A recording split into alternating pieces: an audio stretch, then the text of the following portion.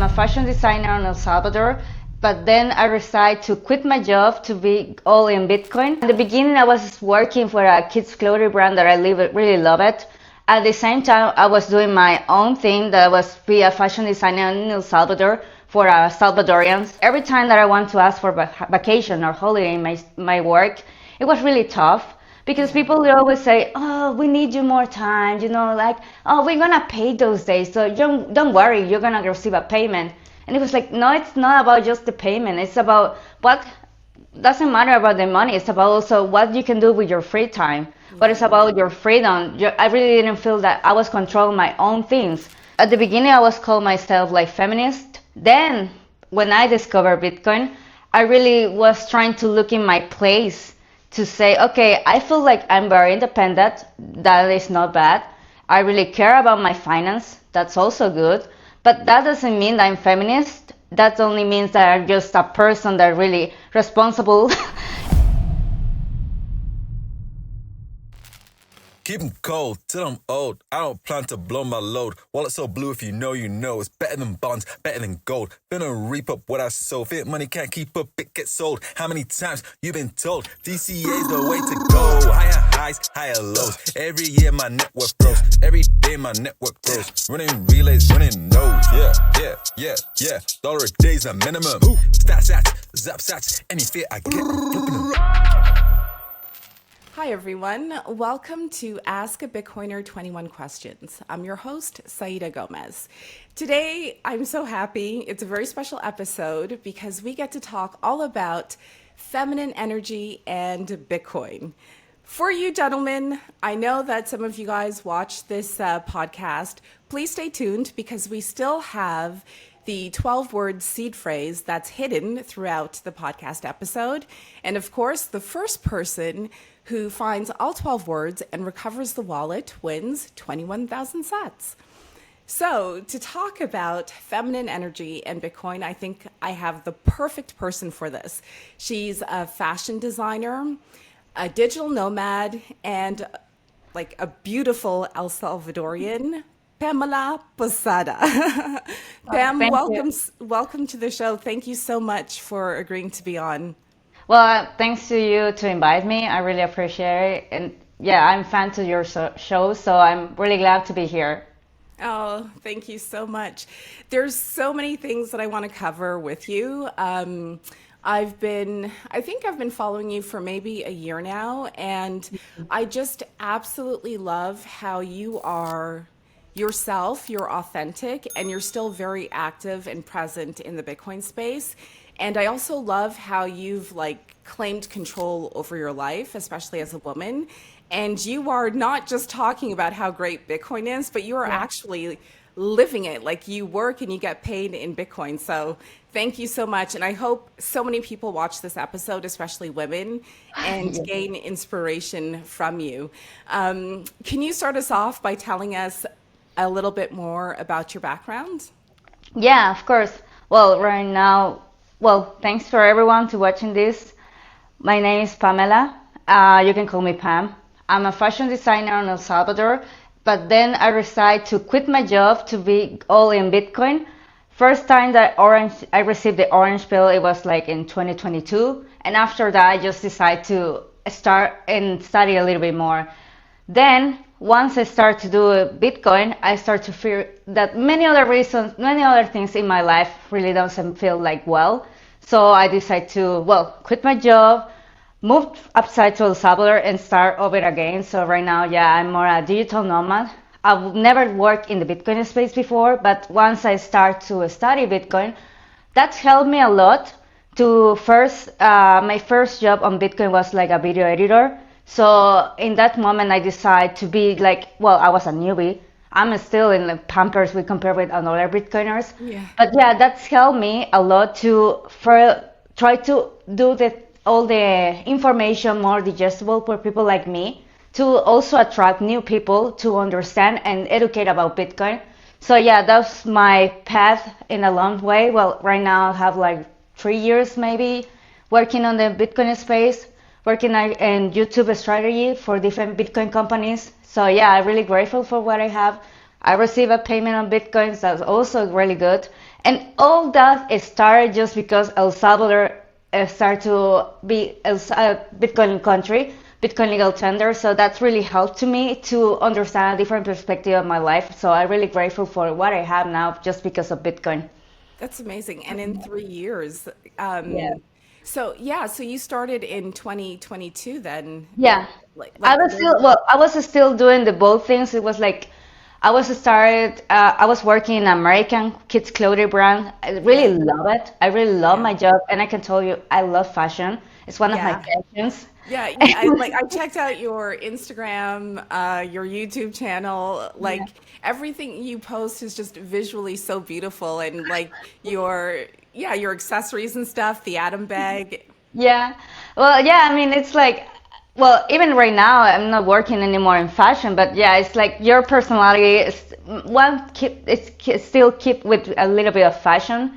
So yeah, in the beginning, I was working for a kids clothing brand that really love it. At the same time, I was doing my own thing that was be a fashion designer in El Salvador for Salvadorians. So it was a different, two different people I was working. So I Yeah. was trying to build my own personal brand. At the same time, I was working in a full-time job. And that was really, well, at the beginning, you say, yeah, you're young, you can do that. So I was doing the both things. And then, yeah, I get really feel like my mind was really meltdown in one point because I feel that every time that I want to ask for vacation or holiday in my work, it was really tough because Yeah. people will always say, "Oh, we need you more time," like, "Oh, we're gonna pay those days, so don't worry, you're gonna receive a payment." And it was like, no, it's not about just the payment. It's about what doesn't matter about the money. It's about also what you can do with your free time. What is Yeah. about your freedom. I really didn't feel that I was controlling my own things. So yeah, it was a point that this when I started to read about Bitcoin, it was like, okay, yeah, I feel that the money that I have is not enough neither to be independent because in that moment I was still living with my parents and the money didn't feel like it's enough for what I'm doing. Yeah. And I remember when I was working I was working like 3 years about in fashion design and then I realized like I don't want to do this for the rest of my life. I mean, what kind of life is this? I mean, I know that people right now have maybe the same experience. For example, my mom, it's the way that she live. So Yeah. yeah, for me it was like this doesn't feel good because it doesn't matter if I'm working for 30 years of my life. If at the end I don't gonna feel like I reward for this because I don't feel the money is enough. I don't feel that I have the time to spend my money on what I want. So yeah, I feel like in a trap, in the fiat trap. And I met a Bitcoiner and he helped me to first understand a little bit more about Bitcoin. And after that, it's your own path. You cannot compete with another Bitcoiner because everyone have a different ideas or a different interest in even on Bitcoin. For example, to me, it's like I would say I work in the creativity or in the marketing area in the Bitcoin space, but I really trouble with finance, with charts. So yeah, Yeah. it's like prices prediction, all that things. It's something it's not related to me. I mean, That's I something else. always, yeah, it's like I always confused with math. So it's like it's not for me, and I understand if you start to talk with somebody when you want to orange peel, you have to orange peel the way that the interest that people want. So Yeah. yeah, that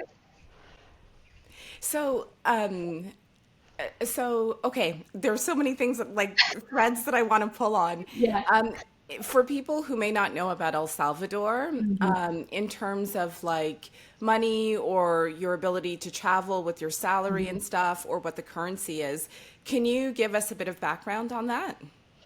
Yeah, for example, El Salvador, we are dollarized. So that means that you come here, you can use your US dollar. But it's not like we have the same quality experience of prices. For example, Yeah. if like US, I mean, the prices you can feel that is a little bit low if you are living in someone like Miami or Yeah. Florida, those big cities. But it's not enough for Salvadorians even to live because the average salary, well, with minimum salary is around $400. The average salary could be around $600, $800. So yeah, it's like not enough to say, okay, rent, food, all the things that you want to do just to start to get in your personal path. So for example, I don't know how people, sometimes I don't know how people do it, but yeah, I was started to figure out like Bitcoin was a really good reason that we start to have in El Salvador. Well, Yeah. we know that first we have a problem about El Salvador. We have to understand that it's a really poor country. It's for example, I cannot be for 100% enough sure that maybe somebody is starving right now. I don't know, but I don't discard that possibility that somebody maybe. So yeah, for example, Salvador really have a poor, it's a poor country, Yeah. and that's things I start to realize that many of the Salvadorians, we have a lot of migrants too in the U.S. because there are better payments, it's the same currency, so that helps a little bit to families here in El Salvador. So we have a lot of remittance. Remittances. Yeah. Yes. Yeah. So yeah, for example, many of the families depend of that pay of that pay. So yeah, El Salvador start to realize that Bitcoin could be a really good tool for those people because, well, even if you want to withdraw that money, you have to pay a fee. The person that received it also pay a fee. So at the end, if and right now I understand that maybe with Trump, these fees are gonna get a little bit higher. So it's like it's not good enough. At the end, you don't receive the money that you need. So yeah, it's like El Salvador started to get a Bitcoin legal tender. Salvadorians didn't understand Bitcoin, but you have to understand that Salvadorians really don't have bank accounts. So it's like a really content from banks to something like digital money that you really don't see. Or even right now, El Salvadorians, maybe my grandma, for example, maybe she still keep money in her under her bed because it's Yeah. something that you feel that bank is not really a safe place, but you don't believe in other places. So yeah, when you need to physical touch the money to people like Salvadorians understand that it's money. And for example, when we start to have a Bitcoin legal tender, we start to have something that we call Chivo wallet. That was Yeah. I was a remember. wallet for Salvadorians, Yeah. and the idea was really good. For example, I'm sorry, I don't know if you said something.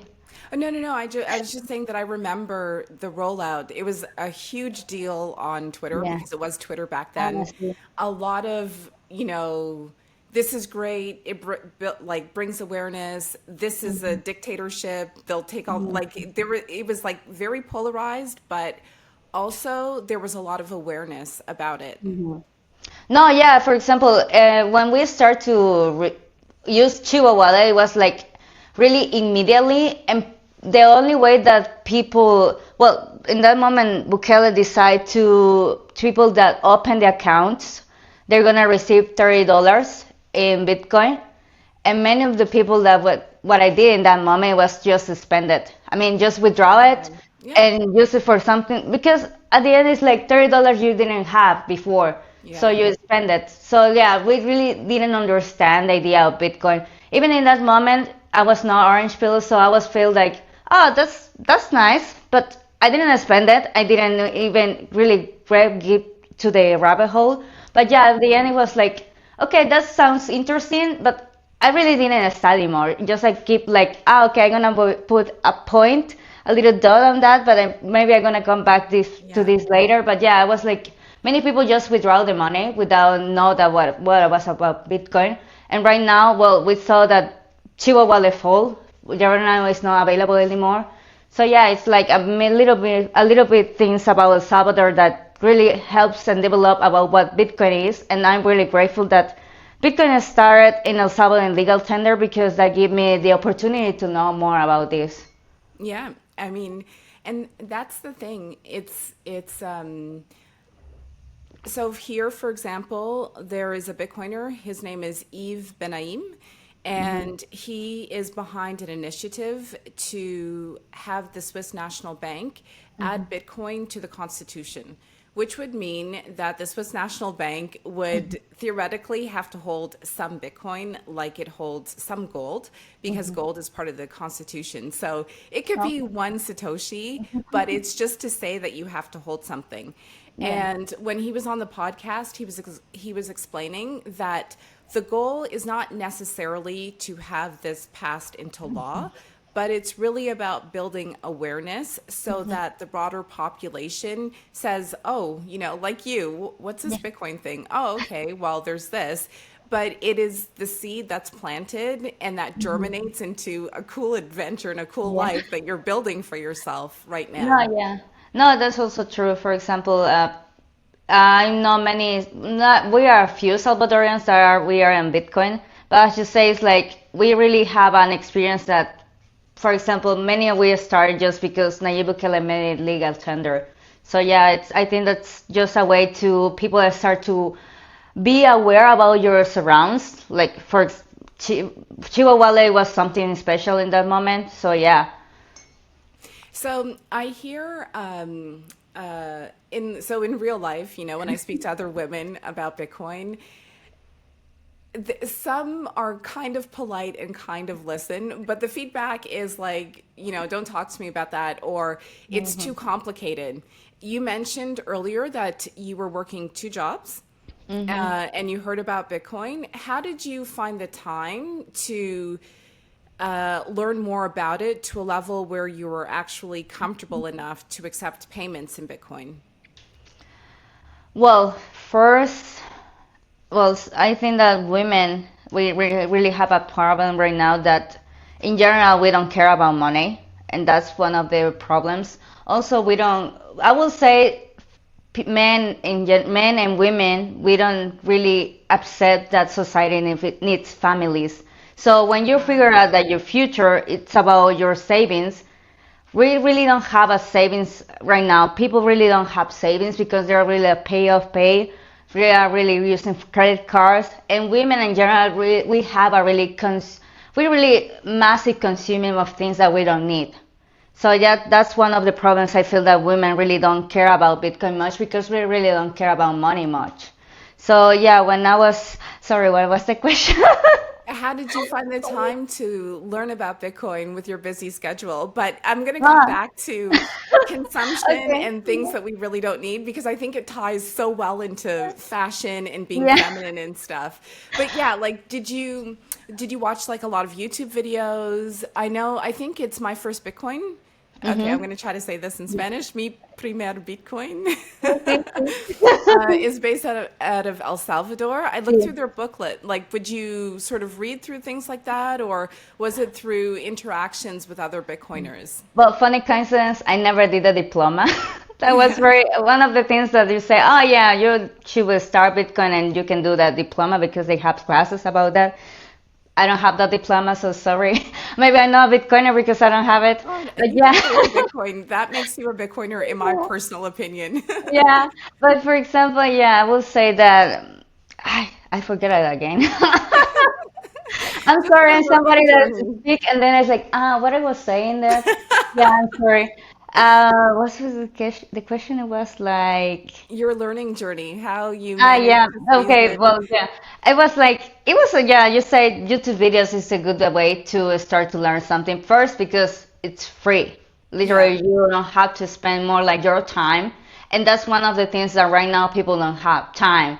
Even if you want to question something like COVID, people didn't have the time to really question about it Right. because you're scrolling in things that you don't really need. But at the end, you're like, yeah, you're trapped in the mainstream and the fiat mindset. So it's like when you start to do a little bit things like, well, as you say, I was having two jobs. So like it's really easy just to listen a podcast or listen something while you're doing another thing. Well, I Yeah. believe women are more multitasking than men, but yeah, Yeah. it's something like just to start like a little bit that yourself that you put the time and effort to try to figure out something Yeah. because people really even if they have the even if the people really know that it's something bad in the world, they really don't get it about what is the real problem.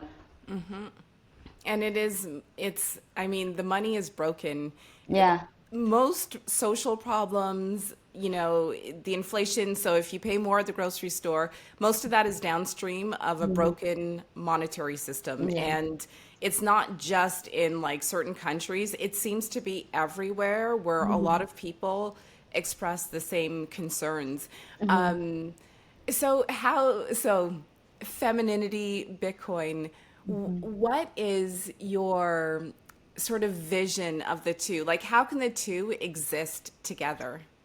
Well, at the beginning, before Bitcoin, I would call myself like feminist. And that was because, Feminist, yeah, feminist. like blue hair No, feminist? I never, to be honest, I never, I never color my hair. This is my virgin hair. I never color it. But yeah, I was like in that path to say, yeah, women, we should have this, women, we should do this. And well, I will say that in the historic events of feminists, really, well, we have some rights that are really help to you to understand what was happening in the beginning of the centuries. But right now, I feel that feminists really fall in they really care about things that really don't care. I would should not care about those things because I feel that the idea to women just to remove to be a mother, I think that's really to me is paranoia because at the end it's like it's a future, right? So if people really believe women in general don't want to be mom, it's like yeah, we have a problem in our system, our society, and the future of generations. So yeah, at the beginning I was called myself like feminist. Then when I discovered Bitcoin, I really was trying to look in my place to say, okay, I feel like I'm very independent. That is not bad. I really care about my finance. That's also good. But that doesn't mean that I'm feminist. That only means that I'm just a person that really responsible and I try to care of my future because at the end, when you are a visionary and you really care about one point of your life that you, for example, you become a mom, that one is one of the biggest things that women can achieve because you are really fit, you're raising a kid. Right now, people really don't see that in that way. Well, women don't see it in that way. So yeah, I will say that feminist is the way you be in your path, in your inside. You feel that you are. I mean, you can be very responsible. You can be a strong woman and everything. But at the end, you also have that female energy that really combined with the masculine energy, and that's why there are men and women because both can achieve things together. That's why they're partners. That's why there is masculine energy and also a female energy. But of course, if you go to the limit to machismo or feminist, you get to the point that it's really collapsed. I mean, it's not. It's just to be in the center of everything, where your heart feels well. Then you say, okay, like a woman, I'm gonna deserve this. I don't feel great with men doing this kind of behave, so I just move to another path. It's Yeah. like feminine energy is just a way to feel comfortable to be a woman in a modern society. Because right now we say, yeah, I don't need a man um, to give me a house, or I don't need a man to the things you deserve. And I understand. I mean, I also don't feel that you need a man, but you also need to be sure that your feminist, it's in a way that it's got to the limit. To you start to understand that man is not important in society. I mean, that's why there are two different genders and two different energies. So it's just a mix of what kind of, how much of that energy do you want? Because also I feel that you have a masculine energy even Yeah. if you feel feminine. But it's just about how you present of what is it about the percent and what is your partner percent of that energy too, because both we have both energies. But yeah, it's just a mix of those to create a really good team between your partner and you. Yeah, I was one of those women who I thought that I would not have children. I mean, I can say it now. I went through a phase where I was probably the most superficial version of myself. And so I mean, I enjoy playing sports and stuff, and I think that that is a lot to do with my masculine energy. You know, Yeah. if I have frustrations, I just Mhm. like I'll exercise and it comes out. But I was like, I don't want to like get fat. I don't want to have to replace all of my clothes. With that part, not replacing my clothes is still with me, but I just thought that having a baby would Yeah. It's ruin gonna my change you. Yeah. body. Yeah, my body, my life, my happiness, my freedom. I only Mhm. saw the really superficial and, like, I guess, TV version of Mhm. the downside of being a Yeah. parent, like, kids throwing food in your hair Mhm. and like, why would I disrupt, my fabulous life with a Yeah. child. Yeah. And also during that time, I had a really bad thing where I bought like designer bags because I Mm. really bought into this thing about like what happiness is or what success is or whatever Yeah. that word is. And I remember my husband and we did everything at the same time. We got married, we got a home together, and then I got pregnant like a month after we moved into our home, and like 3 months after we got married. And I was so scared. Yeah. And I remember probably 2 days after I got pregnant, but I didn't know I wasn't feeling well, Mhm. and I was just so off, like brain fog, everything. And I went to see my doctor, whatever, for my annual check, and he was like, "Oh, so you guys want to, have a kid? Try, but if you have problems, come back, and we'll do like fertility treatments or whatever." Like he was already talking about like a medical solution, and I didn't know that I was pregnant at the time, and so I missed my period, and my husband's like, "Are you going to take the test already?" And I was like, "No, I can't. I'm too scared." Like I was so scared. But I finally did, pregnant. Yeah. I went through a range of emotions and stuff. And Mhm. honestly, I've never felt more like a woman than when I was pregnant. Like I've never Mhm. felt more beautiful, even though like your Yeah. belly is like this and everything. I feel like everything just made sense all of a sudden. And Mhm. all of those things that I was chasing before that I thought would make me happy and Yeah. successful, they weren't important. Like Yeah. it's so powerful to contribute to creating life and to experience that role. And then obviously there's a lot of discipline and not so easy times that comes with it, but it's part of your building process. Hi, everyone. It's Saida, host of Ask a Bitcoiner 21 Questions. To my listeners based in Canada and the US, if you're looking for a seamless way to stack sats, i.e., save money in Bitcoin, check out the Bitcoin Well. And you're probably thinking, Sai, you moved to Switzerland a long time ago. How do you know the service is good? Well, I asked my father, the man who famously told me there's nothing wrong with being frugal, to test out their service, and everything checks out. He visited one of the ATMs in Scarborough. It was very intuitive, very easy to use, and the fees were not too high. So if my dad says it's okay, it's okay. Remember to use referral code AAB21Q when you stack sats with the Bitcoin Well. And please, please, please, let me know how your experience is. Give me all of the details. And if you'd ever like to be on Ask a Bitcoiner 21 Questions to talk about your experience with Bitcoin Well or just your experience with Bitcoin in general, I would be more than happy to host you.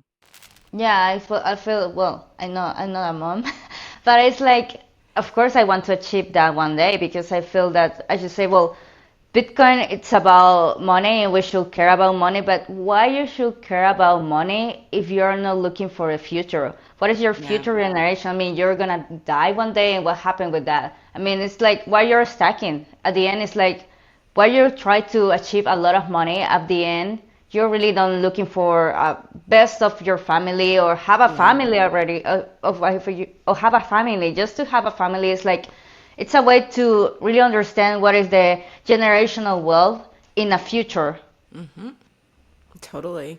So with fashion, how do you find the balance between Actually, I should ask you how do you actually view fashion and style? Because I think I still have like a fake understanding of what those things are. Can you say it in a deep way? Sorry. What is fashion and what is style? Do you need to spend a lot of money to be fashionable or stylish?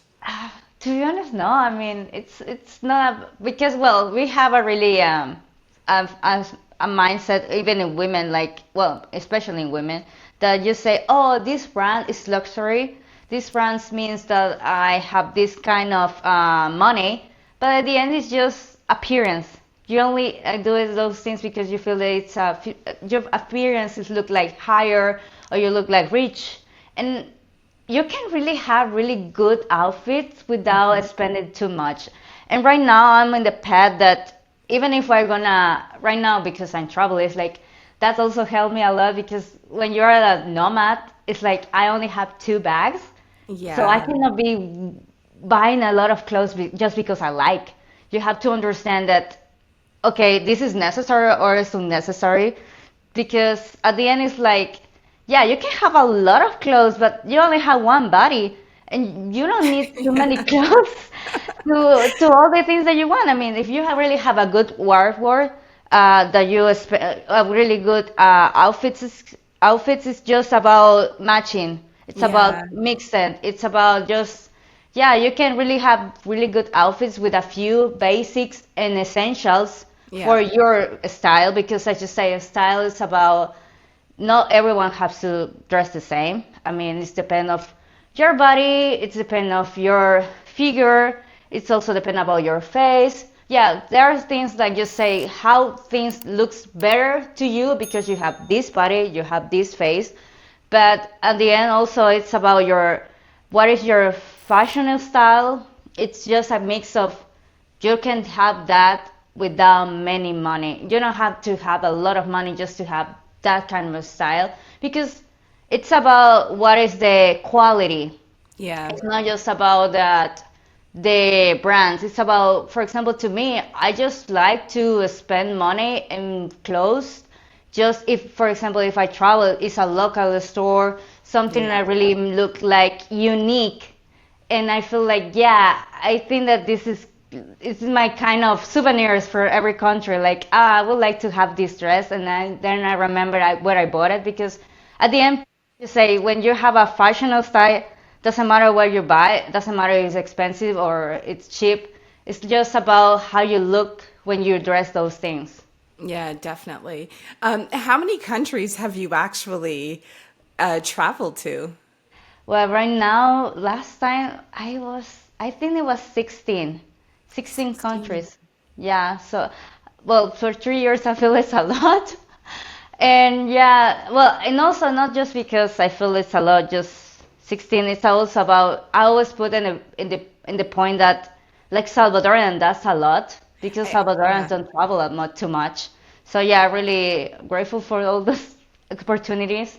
And yeah, every time I travel, to me, it's like also to see the fashion, the local fashion in every country because, yeah, even you can see how fiat people are just with looking for the clothes.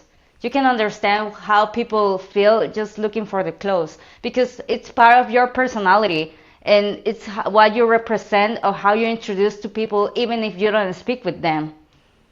So break it down for us. I didn't even think of asking this question before. Yeah. So, of the countries you visited, Yeah. which ones would you say, in generally speaking, have the most like fiat clothes, and which ones would you say are more like sort of sound and quality and like sort of longer lasting fashions? Okay. Well, I will say Europe has more the fiat mindset in the way that you have really luxury Yeah. brands that are Yeah. really expensive, but in the end, they are not from they're from China, they're fabric in other countries. So it's like, why you're paying so much for these things? At the end, it's not like manufacturing in Germany, manufacturing in France. It's like from other countries. Yeah. And for example, I will say places like Brazil and Mm, Colombia, they really have They're not depend of the clothes and also depend of the brands because there are different qualities. But you can receive a little more quality, and also you're trying to support locals, and that's why also, for example, some brands like Brazil and and Medellin, Colombia, they try to really put that effort to say, oh, we did this in Colombia, we made these clothes in Colombia, so you're supporting Colombians or you're supporting Brazilians. So yeah, that's one of my favorite places to buy clothes. So every time that I'm in Colombia and I have to change my clothes, I do in there because it's also the quality is what you spend. That's the Yeah. both things together. Wow, Europe. Yeah.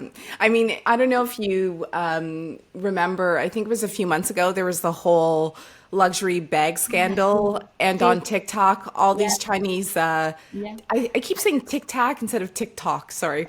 On No TikTok, problem. all Yeah. these Chinese bag manufacturers were coming out saying, made in China, made in China. It's Mhm. not like we have the best quality. So I hear you with the Europe comment. I really Yeah. got sucked into the Europe trap. I want to say it was like 10 years ago. But there Hmm. are two brands that I still admire from afar. Hmm. Chanel, because I think that some of their stuff is still actually made in Europe, some, Okay. not all. Yeah. And Hermes, because it's like leather goods and stuff. And Mm. apparently that brand too is actually made like on site, apparently, but I don't know for sure. But Brazil and Colombia, I just picture clothes that are rich with color and Yeah. life and vibrancy. It's not just like your blacks and your whites and your like jeans, you know? Yeah, that's one of the one of my favorite fashion, and it's from Brazil because I love clothes with colors. Yeah. I really feel that right now, for example, if I travel to Europe, all of it looks the same, Yep. neutral colors, and also that's don't make me feel happy. I mean, it's like I need some color energy sometimes, and well, okay, maybe you can feel that sometimes it's too much, but it's just the way. That's why the fashion and style is also important because you're not gonna buy it just because it's new or it's on trend. It's about what it that feel wearing those things. Yeah, I love bright colors as well. And I know like moving to Switzerland, for example, I was like, "Oh, okay, this is no one will say that's bad or it's not appropriate, but people Yeah. will just stare at you strangely. Like I'm a pretty smiley person. I'll say hello to people with a smile on my face. And I learned the hard way that if like here sometimes people will stare at you, so I'll just look Mhm. and I'll say hi, and that could be perceived as like a come on, that could be perceived as something else, and it's like, no, you're staring at me. So I'm being friendly, but the codes are so different. Like I find that here there's something about showing your status but not being too flashy kind of thing. Like if you're too flashy and too bright and too colorful, it's interpreted in a certain way, well, in a negative way. But Yeah. I love color as well, I just love like when I see pictures of Trinidad Carnival, for example, with the costumes and the masks, it just makes me feel so happy and so Yeah. bright. Yeah, for example, I was in Germany at the beginning of February, so it was on winter, and I need a winter jacket for that reason. So I was looking for in a store because I really don't want to spend too much money just for something that I just need for that moment, for the season. So I was looking for a place, and I found something like in less than 20 euros, and it Oh, was wow. blue, really blue. And I was like, oh, this is so cool because it's blue. And when I started to wear it, I started to realize I was the only one person really looking for that big blue jacket because everyone had like dark black, sorry, dark blue, gray, and it was like blue straight color. So I was thinking maybe that's the reason it was cheap. Maybe because nobody wants that. Or like a big orange Bitcoin orange jacket Ah, to like. yeah. I was also wearing, I have a pair of orange pants, and I love to wear it. Not just sometimes, most of the time, because I went to Bitcoin meetups, but also in the general, I love to use it because they're really nice color. And I'm really surprised that I found a really orange, bright color in pants. So yeah, it's the same. Like people are staring like you, like. what are you doing? I mean, it's like, I mean, it just made me feel happy. And So doesn't look bad, it's just different. yeah, and I'm pretty sure that you wear it well. Have you always been this confident? Like when you were a little girl, did you know that you would end up traveling the world, or was it something that you dreamed of? Yes and no. For example, I never feel so confident like now. I mean, maybe it's a process because I will say it started when I started to study fashion, and that helped me a lot to discover myself, not just my physical appearance or my fashion style. It also helped to me to understand what I want to express to people, because at the end it's like you only have a few seconds to people really can understand you or see how you Yeah. are just for your clothes. It looks like very stupid because at the end it's just something something that you see at the moment, but it's just a way to express yourself. So I never felt so confident before. For example, I was at the beginning I was very shy, and I always compare with other women's, and I feel like, yeah, maybe, yeah, she's pretty, I'm not, but I didn't try to see how I can look good or make me feel better. It was like, yeah, I always compare with those canon status that women, like how they should look like, and I feel like I was not part of that canon. So when I started to study fashion, helps me a lot to see my way and also show that way to people. And yeah, I will say that fashion helped me a lot to be more confident and not looking for a partner, a partner to say, yeah, I want to look like this person. Yeah. Just you don't have to compare yourself with others. You only have to see how you, I mean, for example, if I try to talk about myself, it's like, okay, how is my body looks better? Just wear something that make you feel secure and confident about what you're doing. So yeah. Yeah. Yeah. Speaking of your body looking better, not to objectify you, but you post about your workouts a lot and you do like pull-ups Pull and up stuff. thing. I Yeah. don't think I can do like a full pull-up, or maybe I can do like Okay. one, but I have to rest for a long time before doing another one. How did you get in, or how did you establish your workout regimen? Well, first, when I start to Bitcoin, one thing I start to understand is you all have to start to criticize everything around you just for the reason that you start to see the money that it's not working.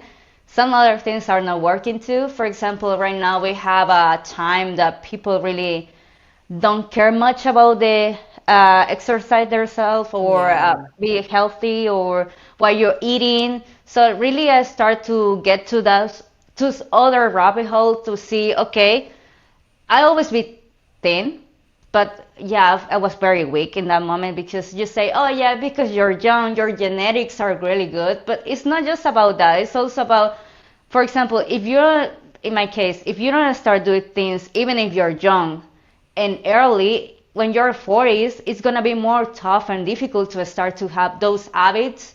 So I was like, okay, I'm 25. I'm gonna start to go to the gym because I never got to the gym before. I was doing before that maybe swimming, some exercise. I do Yeah. also did karate because my parents are people that say, okay, you're not gonna spend so much time at home. You have to do something. So they always put me in different other classes, Yeah. different activities. I really appreciate it because at the end you always exercise yourself. You're doing something different, and also physical activity is good for you. And so yeah, I start to do, well, women always start with things about your ass. Yeah. Just say, oh yeah, I want to have a nice ass. It's like, so at the Get beginning, that I was just booty. doing something for my that part of my body, but then I realized, I mean, I mean, you have, it's like women, it's like men. Even if you don't like to do ass, you have to do ass because, or legs, because you have to do everything. It's not Yeah. just do your periphery exercise all the time because then you're gonna look weird because you're gonna be big here but small legs. So yeah, I was started to get to the gym, a gym routine. I started with legs. Then I start to do, well, all the exercise that I can because I just say, yeah, men and women in general, maybe we don't do so much pull-ups, but it's just about discipline because at the beginning I was really bad. I was really bad. But it's like, okay, I look bad doing this, but it's like nobody cares. Right now, right now I try to be on the gym most of the time because make me feel well, give me Yeah. a good. It's as you say, it's like always have some part of you masculine energy, so it's my way to also get that frustration off. It's also good for you, and also at the end you feel more release of those all the things that you have in your head because you are trying to put effort in something more in your health that's the most important thing. So yeah, I don't know if I have a really good routine because every time that I have somebody like a gym partner or a friend or my brothers is like, what you're doing? I want to do it because I really want to do something different, and I Yeah. don't know, maybe we'll see, maybe I can do that. So yeah, it's like sometimes I try to see if I can do something similar just to change my routine because I've sometimes be felt that if you always do the same exercise or if you never Yeah. change your weights, you're never gonna see results. Yeah. Yeah, totally. That's I think it sounds so basic, but I think that there's like a link between managing your finances, like positive finances, and exercise and just consistency and discipline. I guess those Yeah. are the terms, you know. When you get there, it's amazing how quickly things improve, but you do have to be consistent with it. Yeah, for example, I was before, I was in a 95 job, so I understand that most people really say, oh, it's because I don't have time. Yeah. It's because, yeah, I don't have time, I don't have money. But it's like, if you really look for put a gap in your full schedule of life, it's like, well, if you don't spend money on these things, maybe you can do these things. So it's like, for example, well, maybe you have to wake up early, maybe you have to sleep late, but it's as you say, it's about discipline because at the end, doesn't matter how much you work, at the end how you feel when you retire and you Yeah. feel that you waste your time and your energy and your health is really bad because you never have those habits before. So it's like even if you have to invest in what is important, Yeah. and quality life is more important than anything else. Yeah. And not financial advice to viewers, but I think that, I mean, if you can look after your body and also be on your Bitcoin savings journey. So, you know, like you mentioned, it's not about buying like the most expensive thing because you want to look high status or whatever, but buying things that are, you know, that have meaning to you in different places, having basics. You only have one body. So, you know, instead of like going out there and just buying everything, you know, being more selective and the money that you would have spent on maybe like, I don't know, the same top in a different color, you Yeah. just stack sats. It is possible to stack like $10 worth of Bitcoin or whatever. You know, in time, it's amazing how much that value grows. And once you start to actually see it grow, it just helps you to save even more. And, you know, by the time you retire, like, I mean, when you choose to retire, especially if you Yeah. save in Bitcoin, like, you can actually enjoy life even more. You're not too tired. You're, you know, you don't have back problems because you've been sitting at your desk for Yeah. 30 or 40 years. Like, you can actually continue living, like, actually living.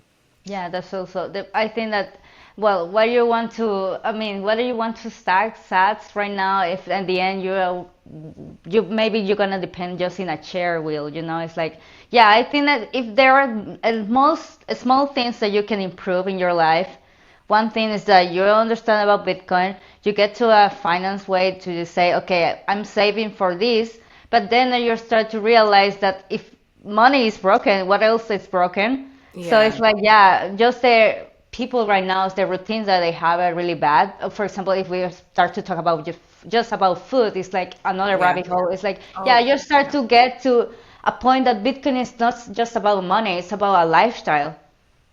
And most definitely. And a lifestyle that is like, so if people are on X or whatever, they're going to think that Bitcoin is just about like, finance bros Yeah. or only obnoxious, whatever, like whatever bad thing you see, but not at all. I think there's so many more women in, well, visible, I should say, women in Bitcoin today than there was like even 3 years ago.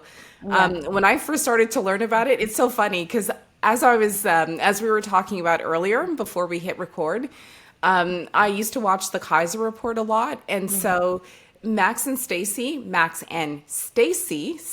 being a key word here, they were like my first sort of window into this world. And so I associated Bitcoin with them for so long. And Stacy was like, it's like 50-50.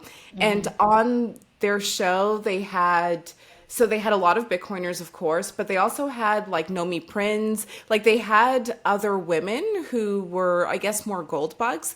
And so for me, it didn't click that it could only be like a masculine thing. Like I didn't see it that way. I just saw it as people who are knowledgeable about the monetary system speaking about it. And Stacy is part of that. And so like, it felt natural to talk to other women in real life about Bitcoin. And on my journey, there was one woman, I volunteered at a conference in 2018. And she's like more anonymous now, so I won't say her name, but she, was very knowledgeable. She got into Bitcoin in 2016. She told me to check out Andreas Antonopoulos. And so I had like, I guess, instrumental women early in my journey. And so to hear like, no women in Bitcoin or in real life women being like, oh, well, this Bitcoin thing is not for me. It's like, it can be for you. Like, you don't have to be a hardcore, like, cypherpunk. You don't have to be a hardcore, I hate the government, whatever. You have your beliefs, but, like you can accept payment in Bitcoin for the things you do. You can save in it, you can think of other areas of your life you can improve in order to, I guess, save more in Bitcoin. Yeah, for example, I think that, as you say, women in Bitcoin, we're still like a little bit community. Of course, if we saw 3 years ago, we still a bunch of women. But yeah, it's like right now, for example, I'm in El Salvador most of my time, and I try to, with a group of friends, build a little bit Bitcoin women community here Oh, because nice. sometimes, yeah, because sometimes, as you say, it's like you need somebody in your same path or in your same mindset. So, of course, men connect better with another man, women connect better with another women. So, even if you try to speak to another woman in Orange Valley in the way that you and I we understand each other, it's like, yeah, I think it's a way that, of course, right now we're still early in that path. We try to build a little community of women here, and most of the time they're not Bitcoiners. They're just Salvadorians that are interested about investing in Bitcoin. So it's Yeah. like, yeah, I mean, we're gonna get that way, but yeah, it's like at least they have the curiosity, and also they try to connect with money. And that's also one thing that most right now I feel that women are not connecting because people and just in general, people are really not thinking about savings. We're really Yeah. in a society that people really depends of credit cards. Yeah, it is. And I'm happy you said that as a good reminder. Like, it is a transition to, you're not even living paycheck to paycheck, but you're living credit, like, credit card payment to credit card Yeah. payment. So the thought of saving can feel very intimidating or daunting when, you don't feel like you're in a good position. But thank you so much for the interview. We're going to close out. Before we go, can you, if is there any advice or anything on your heart that you can share with other women who might be just a little bit curious about Bitcoin? Well, I will say that first, if you have curiosity about what money it is and how women can be part of that society, I'd say that first, I mean, you don't have to pay for a course. It's free. I mean, right now you have the tools to even to ask to ChatGPT what they think about it. It's like you have the ways to do it. Just you have to spend the time, and that's the most important thing to get the discipline to start to get more involved about it. It's not about price. It's not about money. Sorry, it's not about the money that you have right now. It's about what you can achieve just once you get to Bitcoin. Yeah, most definitely. Thank you so much, Pam. And remind people where they can find you. Oh, well, you can find me on X. My username is Pamela Posada, double E. So you can follow me on X. I also usually post about El Salvador, Bitcoin, and feminist stuff. So yeah, I'm really appreciated if you want to follow me. Also send me a message if you need it. But yeah, I also work in the Bitcoin YouTube community. So yeah, I'm also good on that too. So yeah, whatever you need. Thank you so much, Pam. Thank you. Keys.